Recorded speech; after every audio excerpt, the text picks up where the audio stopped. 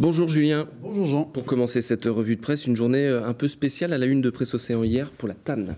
Oui, c'était la journée de la jupe en quelque sorte hier à la TAN avec des chauffeurs, vous allez voir, qui ont enfilé la jupe. L'explication, la chaleur est caniculaire, on l'a déjà dit, et c'est assez compliqué pour les chauffeurs de bus.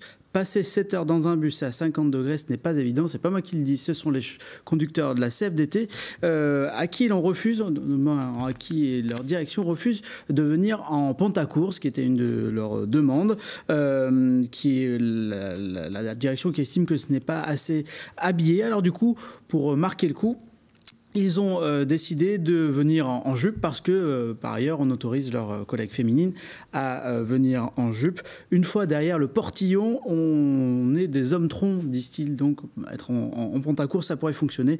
Alors, on va voir que si d'ici quelques temps, ça peut évoluer. Pour l'instant, ils ont en tout cas mené ce petit coup de com'. Une expo colombienne dans Ouest-France. Oui, ruée vers l'heure au château des Ducs de Nantes. C'est dans Ouest-France qui nous raconte que le château va accueillir à partir du 1er juillet une expo qui s'appelle Esprit, Or et Chaman. Et pour cela, le château a fait venir de Colombie 220 objets en or précolombien. Un trésor qui demande énormément d'attention. Tous ces trésors ont voyagé dans des valises sous bonne garde, déballage minutieux.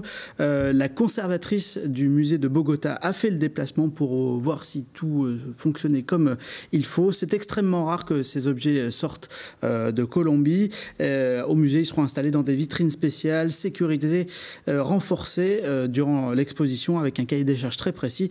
Et c'est donc à voir à partir du 1er juillet au Château des Ducs. Et puis dans Presse Océan, la croisière s'amuse.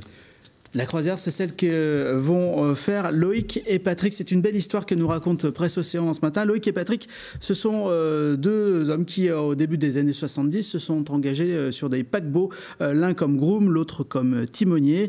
À cette époque, ils faisaient des traversées à bord notamment du France, traversées de l'Atlantique. À l'époque, explique Patrick, je connaissais mieux New York que Saint-Nazaire, sa ville, la ville où il habitait.